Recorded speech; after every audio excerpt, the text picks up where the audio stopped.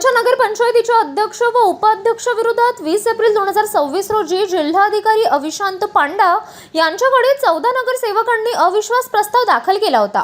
नगरपंचायत कार्यालयात 14 नगरसेवक एकत्र येत निर्णायक मतदान पार पडले।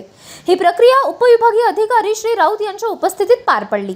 बैठकीनंतर येत्या काही दिवसात अध्यक्ष व उपाध्यक्ष पदाच्या निवडीची पुढील प्रक्रिया पूर्ण केली जाईल अशी माहिती प्रशासनाकडून पत्रकारांना देण्यात आली। यावेळी सिरोंचाचे तहसीलदार अजय सुकंदरवार तसेच इतर अधिकारी उपस्थित होते। दरम्यान उपविभागीय पोलीस अधिकारी संदेश नाईक यांच्या मार्गदर्शनाखाली पोलीस प्रभारी मारुती नांदे यांनी कडक बंदोबस्त ठेवला होता। अध्यक्ष व उपाध्यक्ष याबाबत सध्या कोणतीही अधिकृत प्रतिक्रिया देण्यात आलेली नसून त्यांनी मौन बाळगले आहे। प्रशासनाकडून पुढील निर्णयाबाबत लवकरच वेळापत्रक जाहीर होण्याची शक्यता व्यक्त केली जात आहे। त्याच्यामार्फत एक प्रोग्राम येऊन जाईल। आता याच्यामध्ये असं आहे की 25 दिवसाच्या कदाचित एक विशेष सभा परत एकदा याच्यासाठी बोलवली जाईल। कार्यक्रमच त्याच्यामध्ये नामनिर्देशन पत्र घेणं, स्वीकारणं, अर्जाची छाननी करणं हा कार्यक्रम कलेक्टर ऑफिस मार्फत जाहीर केला जाईल।